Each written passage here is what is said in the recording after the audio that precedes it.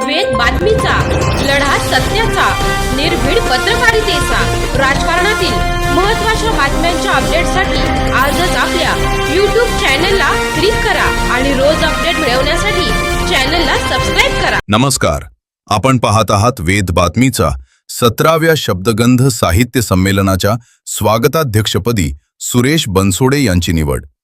राज्यस्तरीय 17वे शब्दगंध साहित्य संमेलन येत्या 23 व 24 मे रोजी अहिल्यानगर येथे होत असून या संमेलनाच्या स्वागताध्यक्षपदी नगरसेवक तथा राष्ट्रवादी काँग्रेस अजित पवार गट सामाजिक न्याय विभागाचे जिल्हाध्यक्ष सुरेश बनसोडे यांची सर्वानुमते निवड करण्यात आली आहे.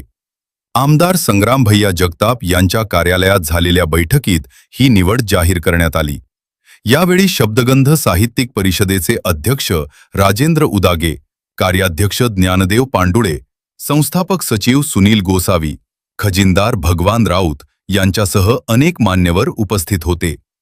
प्राध्यापक डॉक्टर संदीप सांगळे यांच्या अध्यक्षतेखाली जाधव लॉन्स, कल्याण रोड येथे हे साहित्य संमेलन पार पडणार आहे. स्वागताध्यक्षपदी निवड झाल्यानंतर सुरेश बनसोडे यांचा शाल, पुष्पगुच्छ, स्मरणिका व ग्रंथ भेट देऊन सत्कार करण्यात आला. सुरेश बनसोडे यांनी शिव, शाहू, फुले आंबेडकरी विचारांच्या चळवळीत सक्रिय कार्य केले असून सामाजिक, साहित्यिक व सांस्कृतिक कार्यक्रमांमध्ये त्यांचा सहभाग उल्लेखनीय राहिला आहे. माळीवाडा येथे उभारण्यात आलेल्या भारतरत्न डॉक्टर बाबासाहेब आंबेडकर यांच्या पूर्णाकृती पुतळा उभारणीतही त्यांचे महत्त्वपूर्ण योगदान राहिले आहे. यावेळी बोलताना सुरेश बनसोडे यांनी 17वे शब्दगंध साहित्य संमेलन दिमाखदार पद्धतीने पार पाडण्यासाठी सर्वतोपरी प्रयत्न करण्यात येतील. नवोदित व ज्येष्ठ साहित्यिकांच्या सहभागातून संमेलन यशस्वी करू अशी ग्वाही दिली.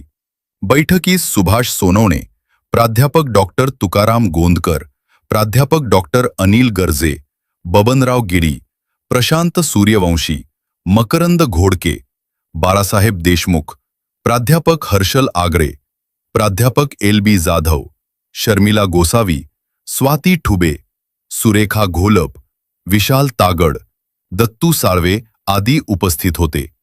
कार्यक्रमाचे सूत्रसंचालन स्वाती ठुबे यांनी केले, तर आभार प्राध्यापक डॉक्टर अनिल गर्जे यांनी मानले.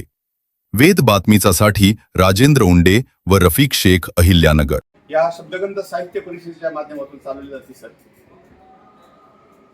लिहावे पुस्तक, वाचावे पुस्तक, लिहावे पुस्तक, सांगावे पुस्तक, प्रबोध आहे. माणसाला वाचन संस्कृतीची चालना म्हणजे माणसाने पुस्तकं वाचावी, माणसाने पुस्तकं लिहावी आणि माणसाने पुस्तकाच्या संदर्भात मानवता संवर्धन, निसर्ग संवर्धन, त्याचबरोबर तळागाळातील ज्या व्यथा वेदना आहेत त्या मांडाव्यात. त्या अनुषंगाने ह्या शब्दगंध साहित्य परिषदेच्या माध्यमातून आजपर्यंत अनेक लेखक घडले गेलेले आहेत. अनेक लेखकांच्या पुस्तकांचे प्रकाशन, जवळजवळ 200 ते 250 पुस्तकांचे प्रकाशन या संस्थेच्या माध्यमातून झालेले आहेत. अनेक वक्ते तयार झालेले आहेत, अनेक लेखक तयार झाले आहेत, अनेक कवी तयार झालेले आहेत, अनेक गझलकार तयार झाले आहेत. आणि ही सर्व माणसं खऱ्या अर्थाने समाजाचं जिथं दीर्घवेदना, आक्रांत आणि शून्य नजर आहे, ह्या सगळ्या गोष्टीची मांडणी ही सगळी मंडळी करत आहे. हे खऱ्या अर्थाने अतिशय स्तुत्य, दिशादर्शक व प्रेरणादायी आहे, सर्वांसाठीच प्रेरणादायी आहे. म्हणून शब्दगंध साहित्यिक परिषदेच्या माध्यमातून सर प्रत्येक वर्षी अगदी 2-2 महिन्याला, 1-1 महिन्याला कुठले ना कुठले उपक्रम चालू असतात. कुठल्या तरी कार्यशाळा असतात, कवी संमेलनाच्या कार्यशाळा असतात किंवा छोट्या मोठ्या काहीतरी कार्यक्रम असतात. आणि एक विशेष उल्लेखनीय बाब अशी आहे सर की एक वाचन संस्कृतीला चांगल्या प्रकारे तळागाळापर्यंत ती रुजावी म्हणून तो एक आगळा वेगळा उपक्रम आमचा सेवगाव, पाथर्डी, नेवासा किंवा सरामपूर ह्या परिसरामध्ये मोठ्या प्रमाणात चालू आहे. संमेलनामध्ये येऊन आपला सहभाग दिलेला आहे.